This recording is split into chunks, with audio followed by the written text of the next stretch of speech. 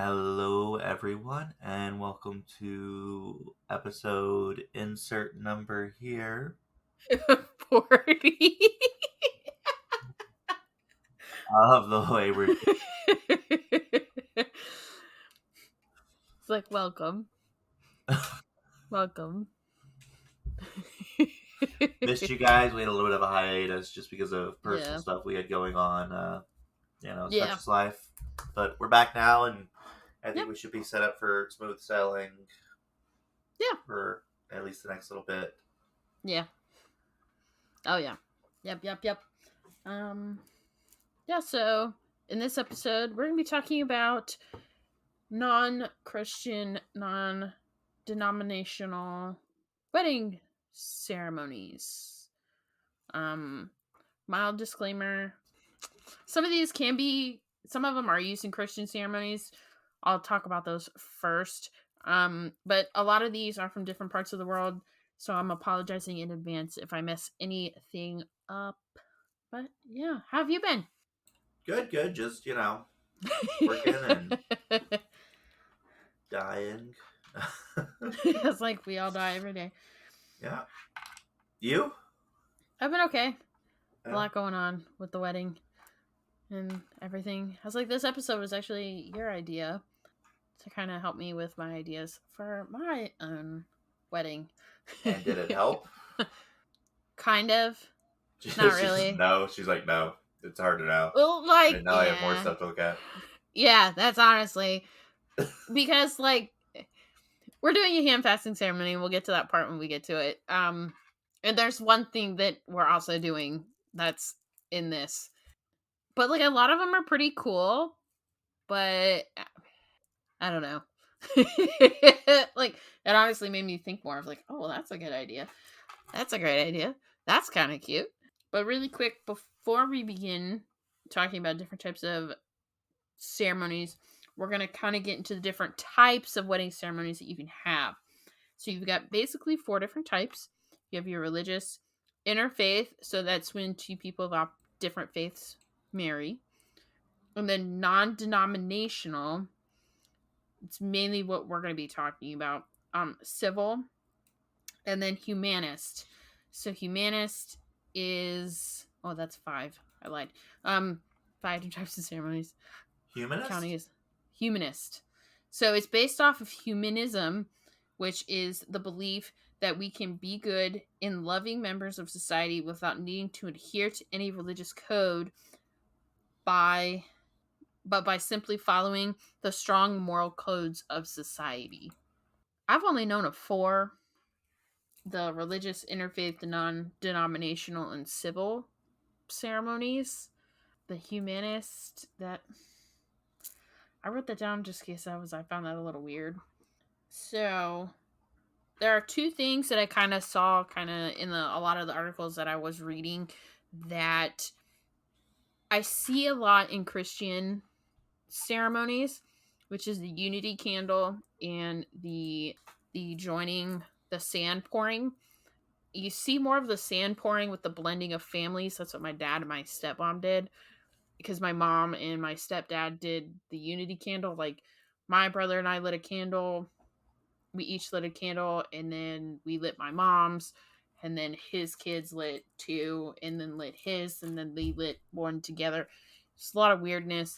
I've never heard of the sand pouring, by the way. So my dad and my stepmom did it as a way of saying, because we all got different colors, we could all pick out our color, and then we all poured it together, because you're blended.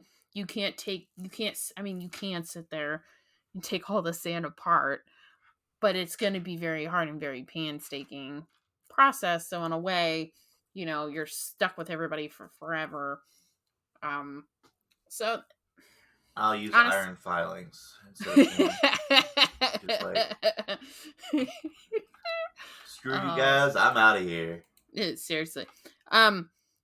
So in a lot of the articles I was reading, you can make any of these ceremonies personal. Those 2 in rope. There's a rope braiding that you kind of see in some Christian ceremonies, where you there's rope on a cross and you braid the rope on the cross. But the candle lighting and sand pouring, you don't necessarily have to be religious for that. You can do that yourself. My dad and my stepmom aren't. I mean, neither of my parents aren't very religious, so you can do those however you want to. But the sand, I kind of see more with blended families when you have to blend families. So the first one we're going to get into is hand fasting. So this is personally what I'm going to do for my wedding. So it's an ancient Celtic tradition. It's the binding of two people. And this was seen as a seal, like an agreement, because you're binding your two hands. But basically, for the ceremony, you kind of explain what hand fasting is, and then the hands are tied together, and different colors mean different things. If you don't necessarily have to go with the colors and what they mean, honestly, you could just pick the colors of your wedding and just go with that. You don't necessarily have to pick colors based off their meaning. That's up to you. And it's up to you whether you braid the ribbons. You can just have one, like, you pick up a color, your partner picks a color, you kind of twist them together, call it done. You can do that. You can pick another. You both pick a color, pick one together, and braid it. You can pick as many colors as you want. It's up to you. Because I think we're doing blue, purple. We agreed on a color, and I don't remember. But I'll go through the list of colors. So black cord or ribbon, pure love, wisdom, success, strength. Blue, fidelity, longevity, strength, safe journey, tranquility, peace, loyalty. Brown, nurturing, healing, home and hearth. Gold, wisdom, prosperity, longevity. Gray, balance, neutrality. I mean, it's gray. Green, fertility, growth, love, good luck, prosperity, new beginnings. Orange, kindness, encouragement, adaptability, attraction, strength, enthusiasm, love. Pink, love, happiness, unity, romance, honor, truth. Purple, spiritual strength, power, wealth, healing, wisdom, wealth, and health. Dear Lord, everything's running together today. I should probably put my own glasses on. Red, passion, love, courage, strength, health, vigor, life. Silver, protection, inspiration, vision, creativity. White, purity, serenity, peace, truth, devotion, innocence. Yellow, harmony, balance, attraction, confidence, joy, happiness, and intellect. So, like I said, basically, whoever's officiating your ceremony would kind of say a little bit about the hand fasting, kind of what it means, and then the cords are put over the hands in like a unity type thing. It's real weird how it looks online. And then there's vows that are said. Let me pull up the ones I have. So you can pretty much do whatever vows that you want to. If you look on Pinterest, there are hundreds of thousands that pop up. If you put in hand fasting vows, so many pop up. You can pick whatever you want. But these are the ones that I found pagan vows from myweddingvows.com. And I'll read that, and then I've got one pulled up on my phone from Pinterest. And then you say your name, in the name of the Spirit of God that resides within us all, by the life that courses through my blood and the love that resides in my heart, take thee, and you say your partner, to my hand, my heart, my spirit, to be my chosen one, to desire thee, to be desired by thee, to possess thee, to be possessed by thee, without sin or shame, for naught can exist in the purity of my love for thee. I promise to love thee wholly and completely without restraint, in sickness and in health, in plenty and in poverty, in life and beyond, where we shall meet, remember, and love again. I shall not seek to change thee in any way. I shall respect thee, thy beliefs, thy people, and thy ways, as I respect myself. So there's one. Let me pull up the one I found on Pinterest here. Because, Pinterest, you can... So many. This is a traditional Celtic marriage vows. You cannot possess thee, for I belong to myself. But while we both wish it, I give you that which is mine to give. You cannot command me, for I am a free person, but I shall serve you in those ways you require, and the honeycomb will taste sweeter coming from my hand. I pledge to you that yours will be the name I cry out aloud in the night, and the eyes into which I smile in the morning. I pledge to you the first bite from my meat, the first drink from my cup. I pledge to you my living and dying equally in your care, and tell no strangers our grievances. This is my wedding vow to you. This is a marriage of equals. And then there's a binding of hands, and that's super long. I will not read that, but that is a good long one. But there's so many. There's so many vows that you can pick from. Like modern wedding day vows. I promise to give you the best of myself. I promise to trust and respect you as your own person, to realize that your interests, desires, and needs are no less important than my own. I promise to share with you my time and my attention, and to bring joy, strength, and imagination to our relationship. I promise to keep myself open to you, encourage your dreams, and help you shoulder our challenges. I promise to grow along with you, to be willing to face change in order to keep our relationship alive and exciting. I promise to be your partner and equal in all things. I promise to love you in all good times and in bad, completely and forever. So honestly, you don't have to take normal vows. You can make your hand fasting vows legit whatever you want them to be. And Pinterest, you can find a lot on Pinterest. So many. I found that in Hindu, this is called a Hasmilap. Hastmelap.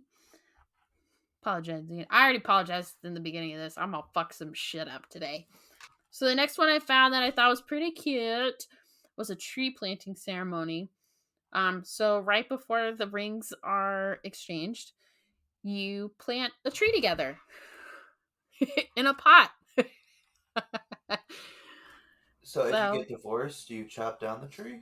I don't know. Or do you take a sapling, or do you kill it? I don't know. But you can plant the tree in the ground, or you can plant in a pot to transfer to let's say you guys live in an apartment. You plant the tree in a pot, so that way when you get to your home, you can plant the tree at your first house together. Or if you're getting married at a venue, typically they don't like you just planting random trees at the venue. No. But basically, as the roots of the tree grow and become more intertwined with each other, it basically is to symbolize how the love in the relationship constantly changes and grows and becomes super complex and very intertwined. You guys become very intertwined. The next one I found, which I found fucking funny, was burying the bourbon. Apparently, this is that's a waste of good bourbon. Oh, hold on. The bourbon is drank. Okay? Apparently, this is a South U.S. thing. I've never heard of this. As someone from the South, I have never heard of this. I've never heard of this. But basically, a month before the wedding, the couple picks out their favorite kind of bourbon. They go to the venue, and or wherever they're having this ceremony, someone buries the full bottle of bourbon upside down in the ground, and that is it's a superstition to help prevent bad weather on your wedding day. And at the ceremony, someone within the wedding party digs up the bourbon, and everybody shares from the bourbon. So it's not going to waste. But it's a superstition thing I thought was kind of interesting. Jumping the broom. This tradition is all over the world. It's in so many different cultures and it means so many different things. Like in Scottish culture, it's popular to jump the broom at the threshold of the home.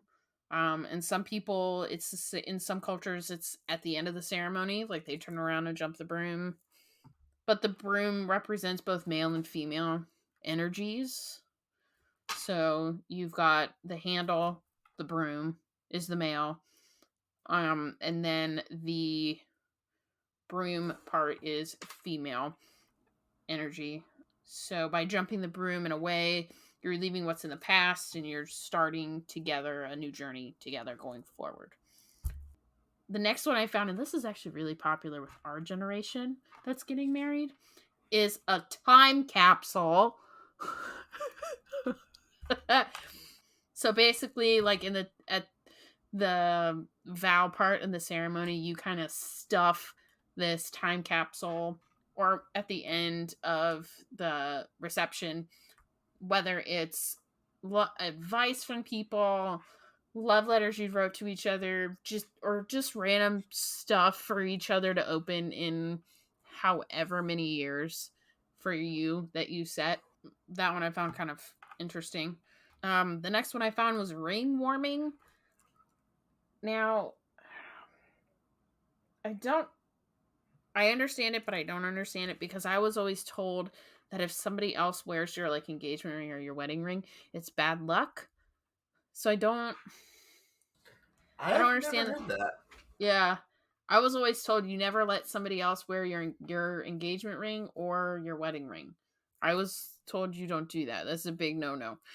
But basically before the vows, the rings are passed to everybody in the ceremony to kiss, to kind of give their blessing, and then vows are exchanged and off we go. So I'm just gonna lick. I'm just gonna lick Zach's ring before he's sick. I'm just gonna like get super slobbery and like all on the insides. Oh.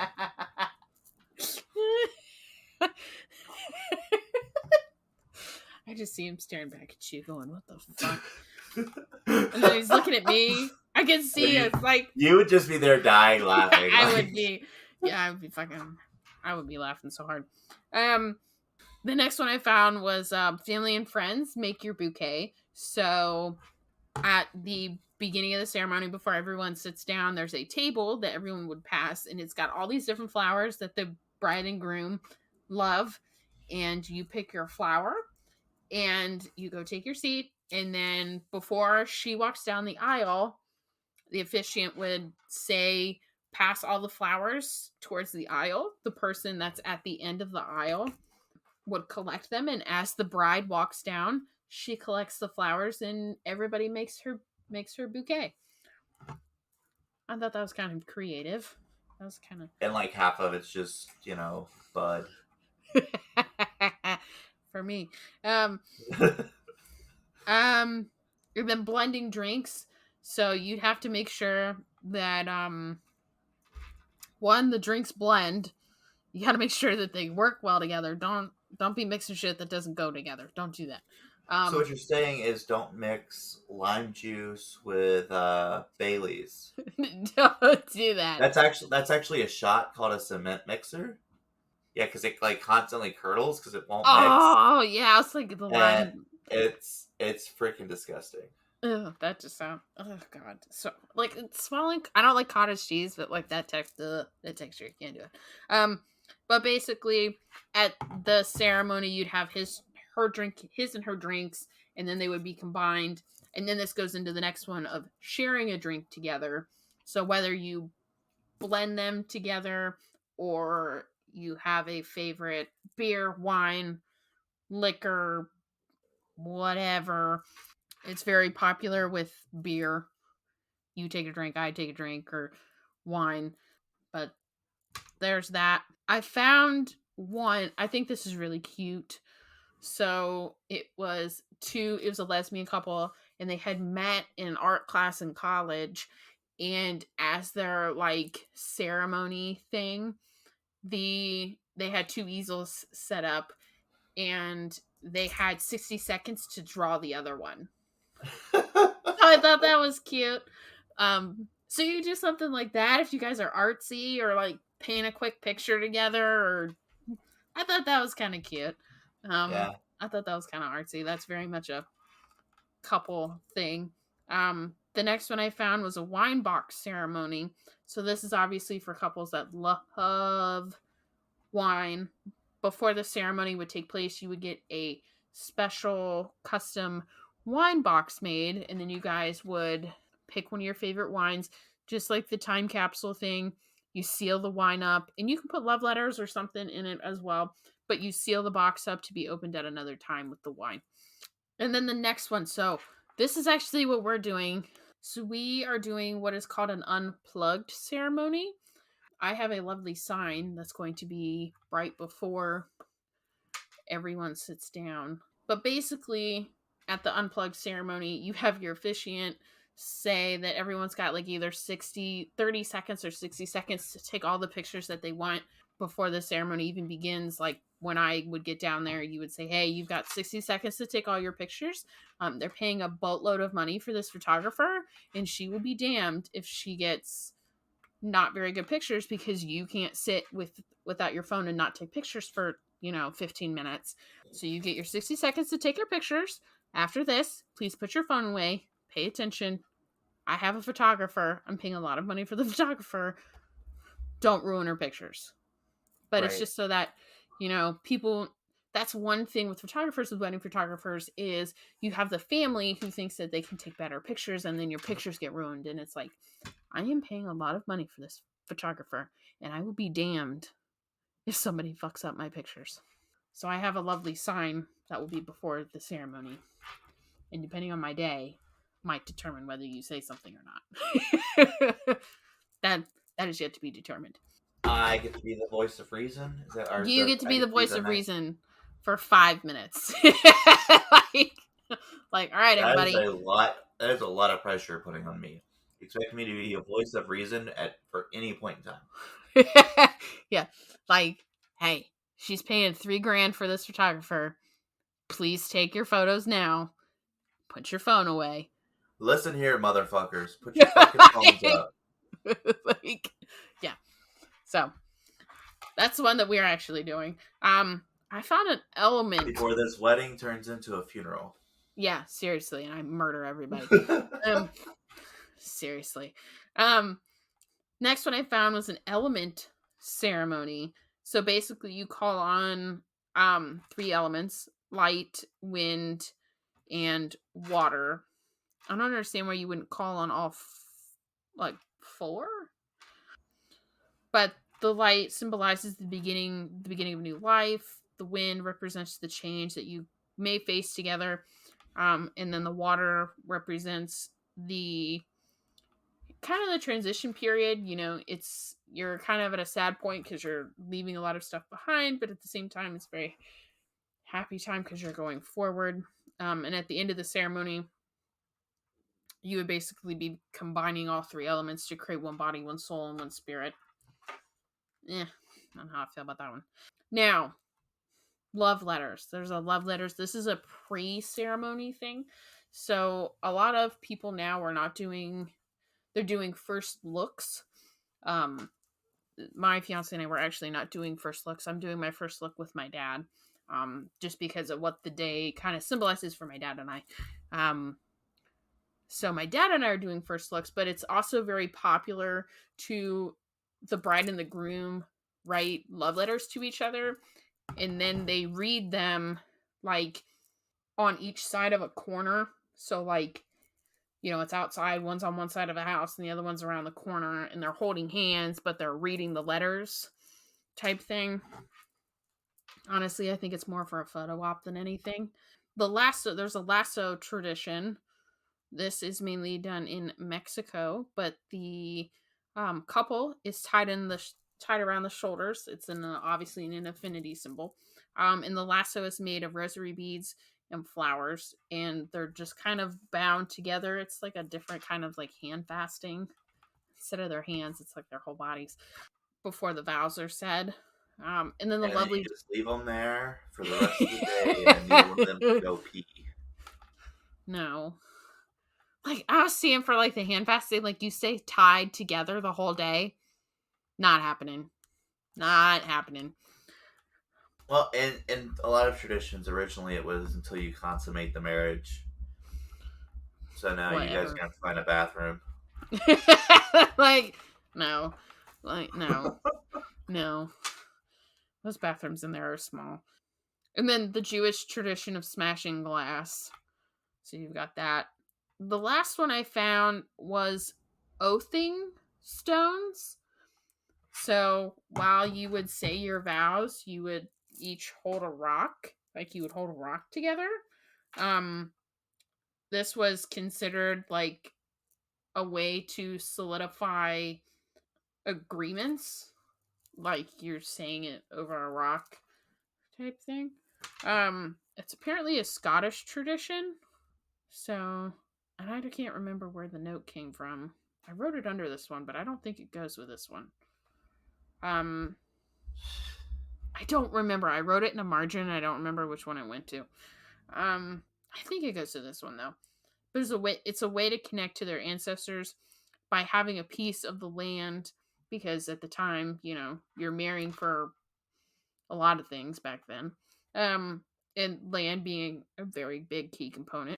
But it was a way to reconnect you onto your past so that you can use the wisdom from your past to start your new journey.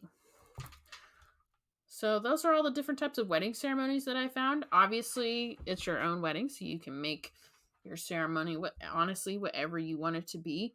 You don't have to confine to a normal tradition. Like that's the one thing I'm finding with this is, yeah, I get it, it's tradition, but you don't have to go by what's tradition. Fuck tradition. And that leads us on to our next thing: wedding traditions and where did they come from? So the number one. Fuck traditions. Let's talk about traditions. What? Let's talk about wedding traditions, and we're moving on from different types of wedding ceremonies that you can have that are non-denominational. I was just laughing because you said fuck tradition, and then you're like, we're talking about traditions now. Oh yeah, no, it's different. I meant ceremonies, No, I different know. types of ceremonies. Well, I mean, there's a tradition that you like. You have the normal like Christian ceremony, and I'm just like I don't like that. I don't like it. So there are different types of ceremonies, and honestly, you can have whatever ceremony. You can make it your own tradition. Who gives a fuck? But there are a lot of wedding traditions that we're going to talk about, and where did they come from? The first one we're going to talk about Is Oreo barking? is Oreo barking. Is the one when that nowadays is not very popular. This like it's one that a lot of people, including myself, I am not doing this, but it's the Victorian rhyme: something old, something new, something borrowed, something blue. So this came from Victorian times. A lot of our wedding traditions, if you guys didn't know, a lot of our wedding traditions come from Queen Victoria when she married Edward. Your wedding dress being white, that came from her. The fact that your wedding dress is lacy, that comes from her. Listen, my wedding dress will not be lacy. I can't stand lace, okay? Why'd you have to do that as I was taking a drink? like, anyway, but yeah, well, I mean, yeah, my brother's a lot more knowledgeable in this, but like, basically, your wedding dress being white at the time, one, white was not a very popular color. But Queen Victoria got married in white, and she wanted to let the world know about the British lace industry. So her gown was lace. So to kind of bring money to that part of the economy, she thought it was very important. She's also the reason why there are veils. I'm not doing a veil either, but it's only because I'll probably step on it. And then bouquets. Bouquets used to be made out of herbs and spices that would ward off evil spirits. And then, obviously, thanks to fucking Queen Victoria, it changed to nice smelling flowers. I am actually not having fresh flowers for my wedding. I snuck in some book nerdiness to my bouquets and everyone's boutonnieres. The next one, bridesmaids in all matching dresses. This was a way to confuse evil spirits that might harm the bride. I also think there's another reason for this. Can't think of it though. A lot of these are just to confuse evil spirits. That's the one thing I kept reading. Like wearing a wedding veil. The wedding veils, honestly, that tradition is slowly going away. I'm not wearing one, but that's only because I will more than likely step on it if it's too long. I have a hard enough time walking in a dress. I will Um, be wearing one because I mean, you think go for anyone wants to get married with? it. Shut up. Anyways, back to what you were saying. um, and then one of the reasons why your wedding band's on your left hand, the vein that is in this hand goes directly to your heart. So it was one of the ways to kind of connect it all. My words are escaping me. And then the practice of giving away the bride. So obviously this dates back to when marriages were arranged, and giving the bride was kind of a transfer of ownership from father to groom. This was also back when brides had a bride price and a dowry.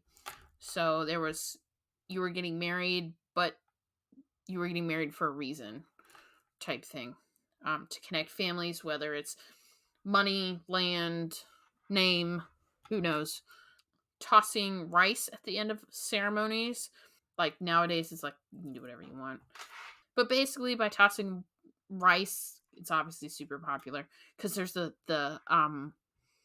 legend that birds eating the rice at the end of ceremonies causes them to explode.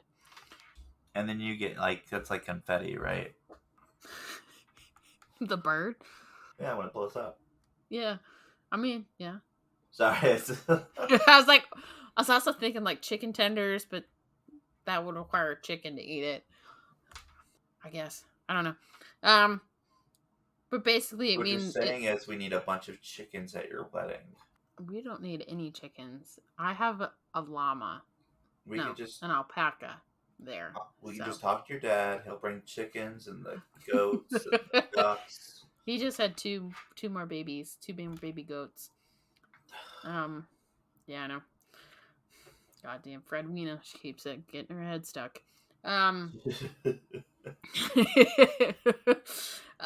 but basically, tossing the rice symbolizes fertility, prosperity, and good luck. And then number 8 in my list, where we get tiered cakes for weddings. In ancient Rome, it was common for a loaf of bread to be broken over the bride's head to symbolize fertility. And then later on in England, it was common for couples to kiss over, the desserts, like for good luck. So they started tiering the desserts. Hence your tiered cake. The tradition of saving the top tier for your wedding anniversary the following year, that was done to save the couple money, as it was expected for you to have a baby within that first year, and the christening would happen around the time that you got married. So by saving the top tier of the cake, you had a cake for your baby's christening. Wedding favors. So wedding favors became popular in the 16th century as a way for rich people to show their wealth. You would get a small trinket box that would be made out of crystal, and it would be filled with some form of candy or sugar cubes, because around this time, sugar was a very super expensive commodity. So by showing your wealth, by showing that you showed your wealth by putting candy or sugar in the trinket box. My grandma always said two things for her like wedding traditions. Raining when it rained on your wedding day, that was good luck. And then you needed to get married with the clock hands going up. So after the half hour, you needed to get married with the clock hands going up for good luck. I've never heard that. That's interesting. Yeah, that's why we're getting married at 4:30.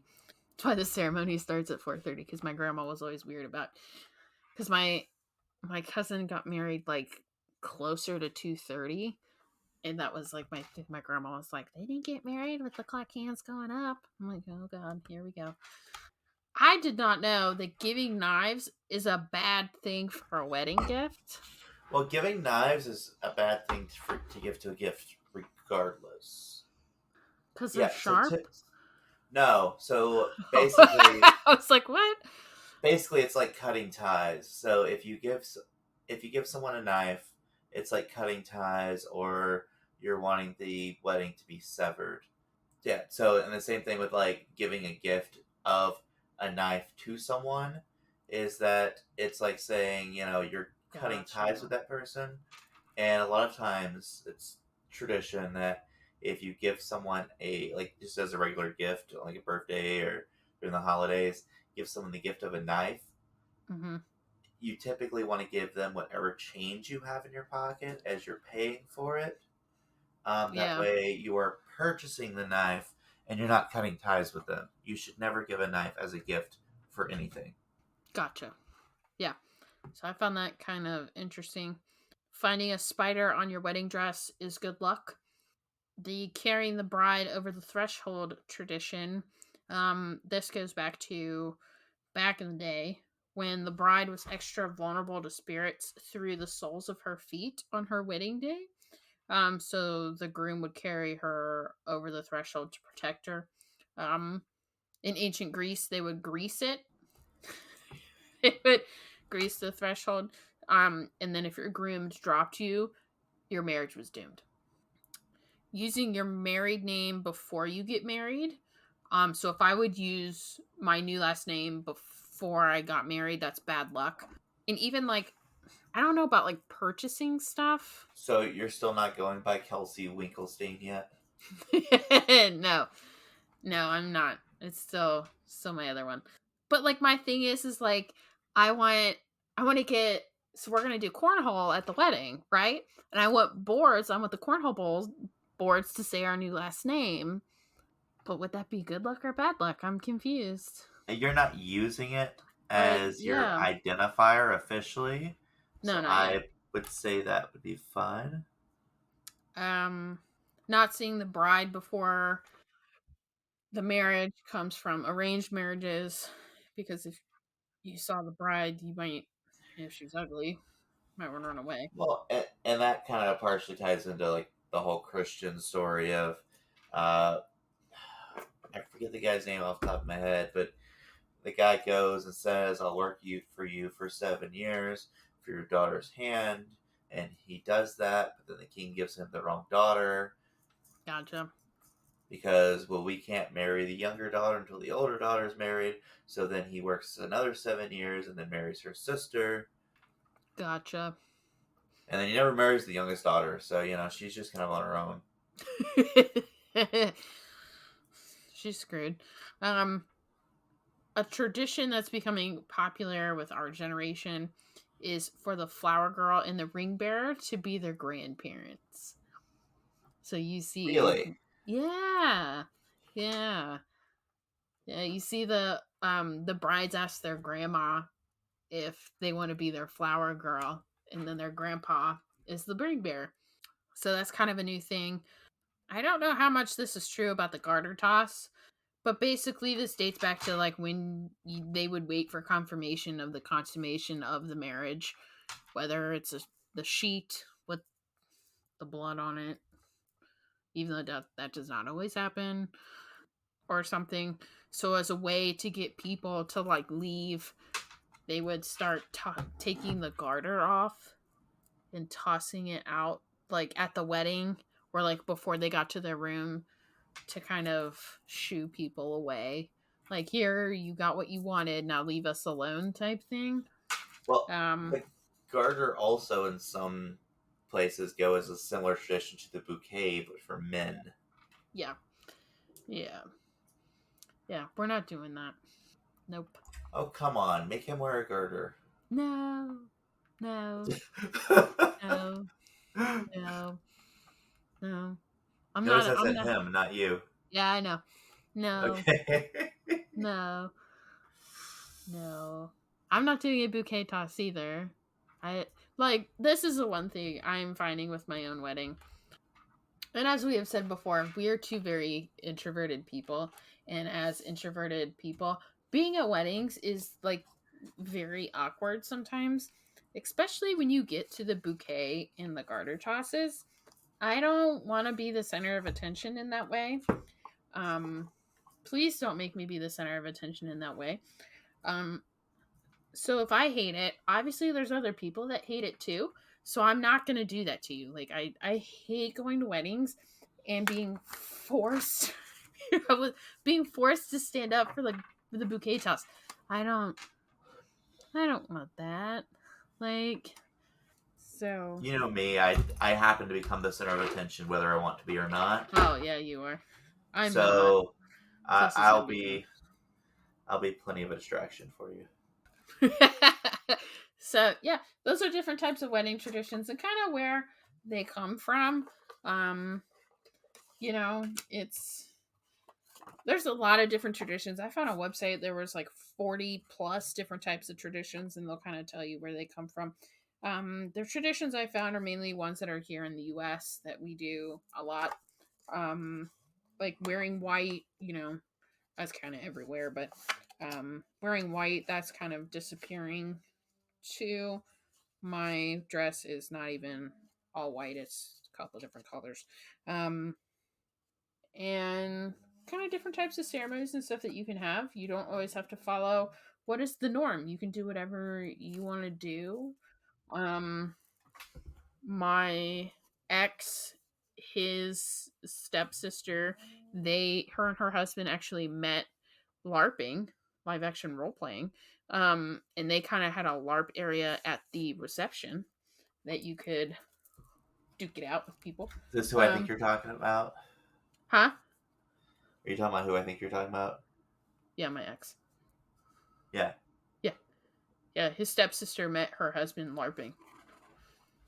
Nerds. Yeah, yeah. Fucking nerds. Fucking nerds. So I mean, you can do whatever you want to do. Like the one thing I'm finding out with this in planning my own wedding is one, I can have my wedding however I want it to be. Um, you can do whatever you want to do. You don't want to have bridesmaids and groomsmen? Don't have bridesmaids and groomsmen. You just want to exchange vows and you don't want to have any sort of activity is the best way I could put it. You want to have an activity? Don't have an activity. You don't have to. But those are options if you're not necessarily religious and you don't necessarily define with any religion. Those are the things that I found that are just kind of like, here, this is kind of cool and you can do. Like, here you go. All right, which cups did you get? I didn't pull the cups. I pulled that. It's backwards to you. The Hierophant? Yeah. I gotta pull up my app. Well, I pulled in reverse the Eight of Swords, which represents self-limiting beliefs, being an inner critic, releasing negative thoughts, and opening up, needing to open up to new perspectives. Okay. So basically, it means, you need to get past talking down on yourself, talking bad about yourself, saying negative things, and start striving to look for the best in yourself and look for the best in that around you and strive for that, as opposed to dwelling on what negative attributes you may have or what negative attributes you may have in your life. Okay. That kind of ties in with this. How do I pronounce that? How do I pronounce this? Hierophant. Hierophant. Tradition, conformity, morality, and ethics. A man of the faith, the Hierophant is knowledgeable of the old ways of tradition of morality. He believes that the keys of wisdoms are meant to be followed and that breaking away from the path can lead to decay. Thus, his role as a spiritual advisor Thus, his role is as a spiritual advisor and the defender of ancient truth. His appearance can indicate undergoing a time of study or going along the tried and true paths in life. I don't necessarily know what that means. I have no idea what that means. One more time? He believed, a man of faith, the Hierophant is knowledgeable of the old ways of tradition of morality. He believes that the keys of wisdom are meant to be followed, that breaking away from the path can lead to decay. Thus, his role is as a spiritual advisor and the defender of ancient truths. His appearance can indicate undergoing a time of study or going along the tried and true paths in life. Okay, so basically look to the past and uh, base what you do and what you practice on what was, and what you believe on what was, and not necessarily what is. Reflect on past situations or history as a whole.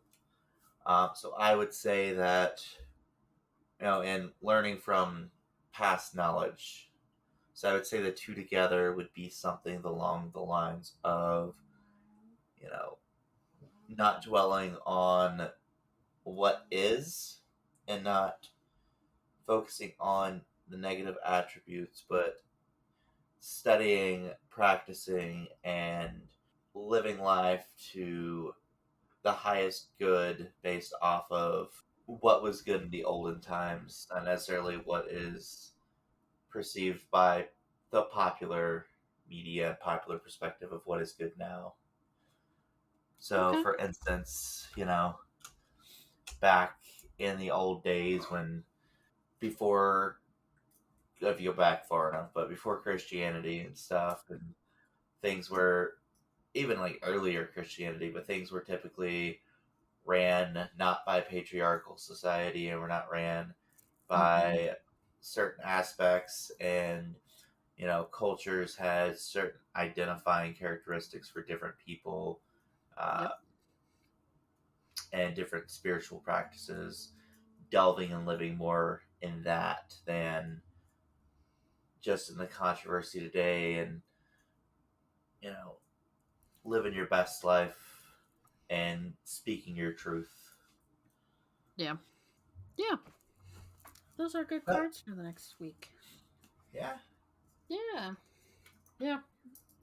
I get fussed at all the time by friends and stuff about you know making self-deprecating jokes, and I'm like, guys, it's funny. I don't know what to say. Yeah, I don't. Yeah, it's funny. You have to poke fun at yourself. Yep. If you don't, then God mind. I mean, Yeah, if you I don't, think you they don't. get concerned because I do it too much, but I don't No, know. that's just how you are. I Yeah, figured that out. That's just you. Like I'm just fucked up in the head. It's fine.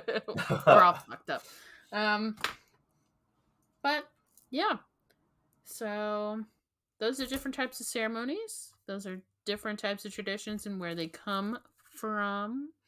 And then the tarot for the next week. Look to your past. Don't necessarily look to the future.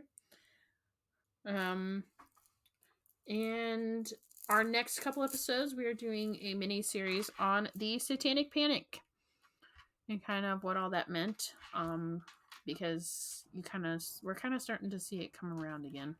Um, I don't think it ever really left, but we'll I don't kind of think it went discuss that. away. And, yeah, we'll kind of discuss that because it just kind of it changed face. It's the same Yeah, hatred that just masquerades as one thing or another. yeah, But it's a fun topic. It's a topic I freaking love. It's fascinating to me. it is. It's very, very interesting. So we're gonna be talking about all different types, like how D&D kind of gets involved, gets linked to Satanic Panic, and all that fun And you can jazz. guarantee I have more than a few things to say about that. Oh, I know you do. Um, so yeah, please rate, review, and subscribe. Please tell a friend. Please review on iTunes. Um, you can join us on Facebook, Instagram, and YouTube. The hands that you see in the YouTube videos are my hands in the unboxing videos. If we've messed anything up, if you have a topic recommendation or a book recommendation from our side episode, you can email us at thewaywarddragons@gmail.com. But until next time. I'm Johnny. I I'm Ron Burgundy.